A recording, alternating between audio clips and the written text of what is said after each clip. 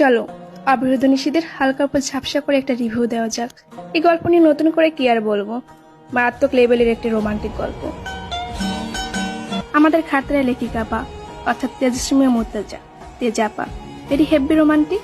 ভেরির কথা নতুন করে কি বলবো, ভেরি পাঠক পাঠিকার কথা ভেবে গল্পে হ্যাপি এন্ডিং পর্যন্ত দিয়েছে। গল্পের নায়ক জয় আমির ভদ্র শান্ত একেবারে লাজুক আর ভীতু।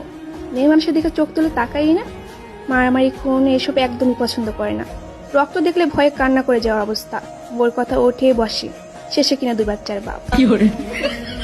স্বামী ভক্ত মেয়ে মেহেজাবিন আর্মিন অন্তু নাকামিবতী, সারাদিন জ্বর পিছু পিছু করে স্বামীর সেবা যত্ন করে, কখন কি লাগে না লাগে একেবারে যাকে বলে স্বামী ভক্ত।